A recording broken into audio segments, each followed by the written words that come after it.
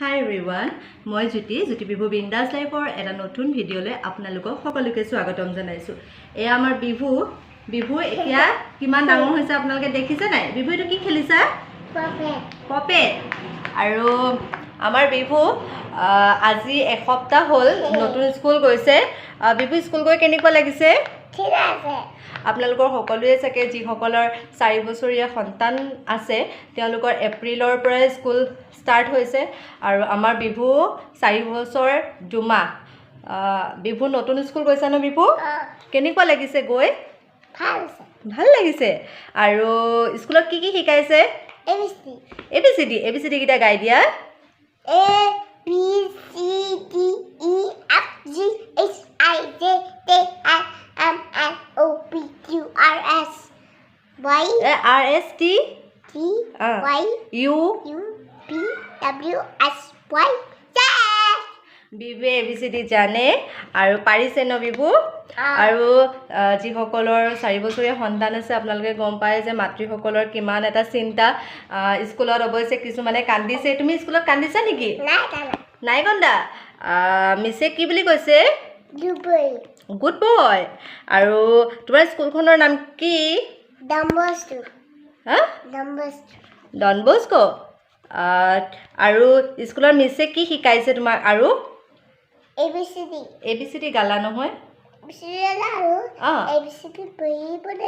পঢ়িবলৈ দিছে। পঢ়িব দিছে নে লিখিব দিছে?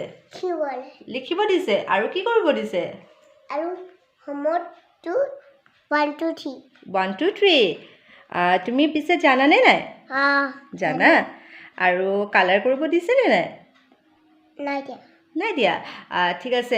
নিউ স্কুলৰ নিউ ৰাইমছ এটা গাই দিয়া।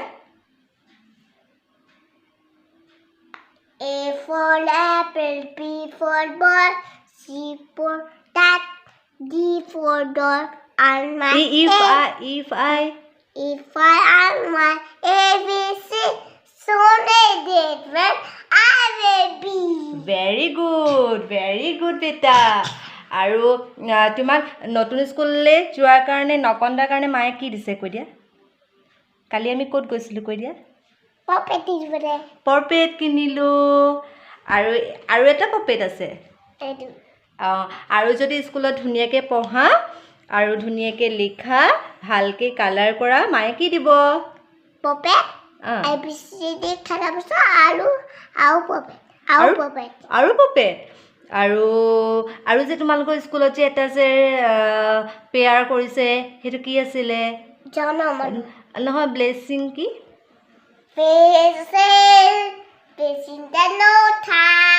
থিয় হৈ লোৱা। স্কুলত কেনেকৈ কোৱা?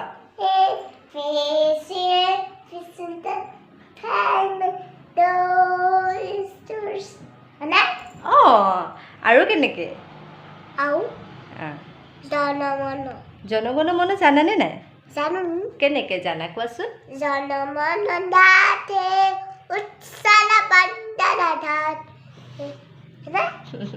হৈছে। আৰু ভালকৈ গাব লাগিব। মিছে যেনেকৈ গায় আমি যেনেকৈ গাওঁ। টুইংকেল টুইংকেল নহয়, জনগণ মনতো যে আৰু ধুনীয়াকৈ গাব লাগিব।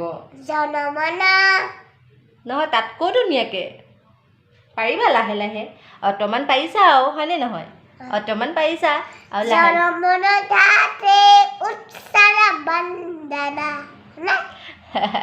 মই শিকাই দিম দেই। আৰু স্কুল গ'লে কান্দিবা নেকি? ককা ওচৰলৈ যোৱা? ঠিক আছে, বাই বাই। যিহেতু আমি মাক হিচাপে আমাৰ বহুতখিনি ভয় লাগি থাকে আৰু যেতিয়া এখন নতুন স্কুলত প্ৰৱেশ কৰিব সেই পৰিৱেশটোৰ লগত আমাৰ ল'ৰা ছোৱালীখিনি খাপ খাব পাৰিব নাই। আৰু এই আমাৰ বিভুৱে কান্দিছে অৱশ্যে দেই। সি আপোনালোকক মানে নাই কন্দা বুলি কৈছে মানে ক্লাছৰুমৰ ভিতৰত সি নাকান্দে, কিন্তু যেতিয়া গেটখনৰ পৰা সোমাই যায় যেতিয়া বহুত ল'ৰা ছোৱালীখিনি দেখে তেতিয়া কি হয় নাজানো সি মানে ক্লাছৰুম পোৱালৈকে অকণমান কান্দি থাকে। আৰু যেতিয়া ক্লাছৰুমৰ বেঞ্চত বহাই দিওঁ তাৰপিছৰ পৰা সি অৱশ্যে নাকান্দে। আৰু আপোনালোকৰ ল'ৰা ছোৱালী প্ৰথম স্কুললৈ যাওঁতে কেনেদৰে আপোনালোকে কনভিন্স কৰিছিলে সেইটো কমেণ্ট বক্সত দিব। আৰু মই ট্ৰাই কৰিম তেনেকৈ আমাৰ বিভুক আপোনালোকৰ বিভুক তেনেকৈ আগবঢ়াই নিবলৈ আৰু সি স্কুলত যাতে মানে ভাল শিক্ষাৰে আগবাঢ়ি যাব পাৰে আৰু ভাল মানুহ হ'বলৈ পাৰে। কিন্তু প্ৰথম খোজটো দিছেহে, সেইখিনি সময়লৈ অৱশ্যে বহুত দেৰি আছে।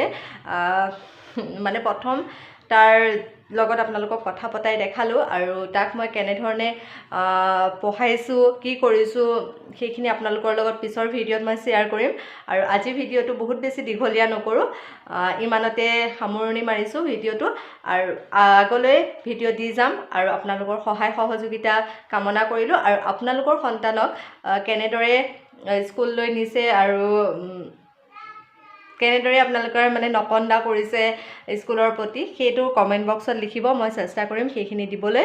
আৰু যিমান পাৰোঁ তাক ফুচুলাইছোঁ যে তুমি নাকান্দিবা, এইটো কৰিম, তুমি নাকান্দিবা, সেইটো কৰিম। সেইদিনা অৱশ্যে সি 4-5 দিন কন্দা নাছিলে দেই, কিন্তু যেতিয়া বেলেগ বাচ্ছা এটাই কান্দি দিয়ে তেতিয়া যিহেতু আমাৰ ডাঙৰ মানুহখিনিয়ে বেলেগৰ চকু পানী দেখিলে কান্দি দিওঁ। আৰু সেইটো এটা সৰু ল'ৰা, মানে যেতিয়া তাৰ ছাইডৰটোৱে কান্দি দিয়ে সিও কান্দিব ষ্টাৰ্ট হৈ যায়। কিন্তু ক্লাছৰুমৰ ভিতৰত নাকান্দে, গেটৰ পৰা সোমাইছোঁ ক্লাছৰুম পোৱালৈকেহে তাৰ সেইটো প্ৰব্লেম থাকে। আৰু অৱশ্যে যি কালাৰ কৰিব দিছে মিছে, সেইখিনি সি ধুনীয়াকৈ কৰিছে। আপোনালোকক দেখাম পিছৰ ভিডিঅ'বিলাকত। আৰু আজিৰ ভিডিঅ'টো ইমানতেই সামৰণি মাৰিছোঁ। Bye bye.